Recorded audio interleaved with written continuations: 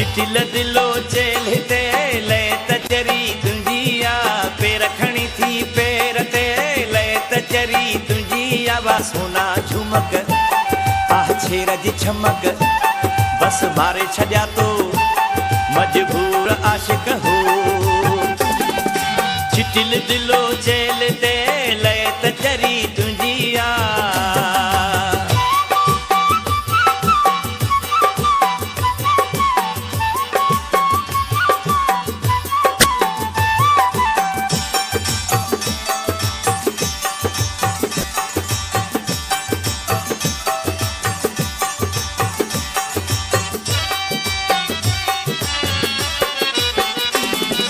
लाल मोहीड़ा गिलन ते मां ककेरे जीअं गुलन ते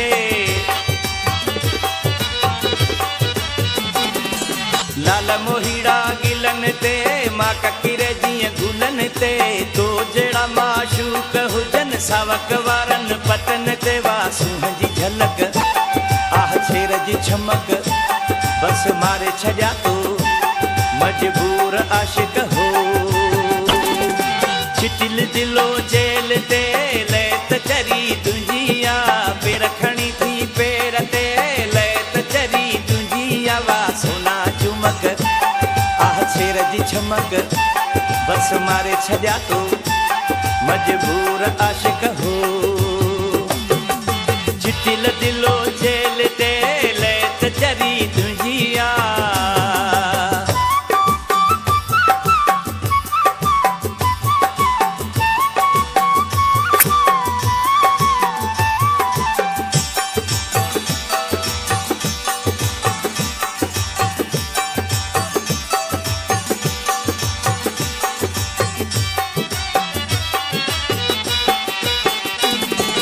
माण्हू त सफ़ा मन आहीं अलाह कंहिंजे नसीबन में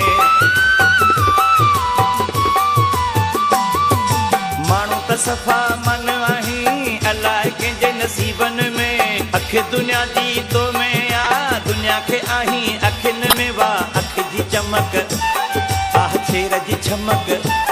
बस मारे छॾिया तो मजबूर आशिक हो।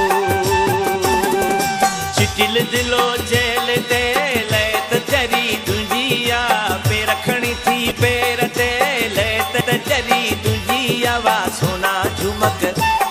आह छेर जी छमक बस मारे छॾिया तो मजबूर आशिक हो। चिटिल दिलो जेल ते ले तचरी तुंजिया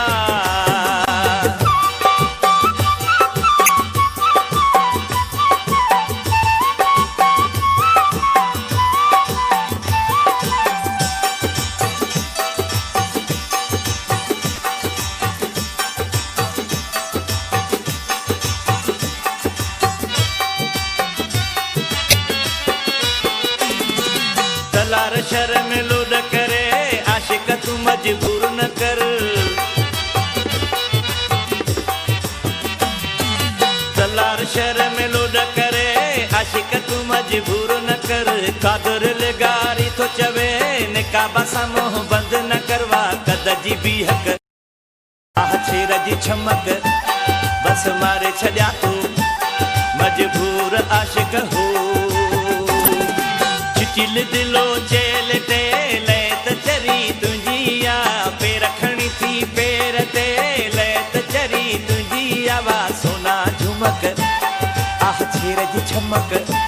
बस मारे छॾिया तो मजबूर आशिक हो। चिटिल दिलो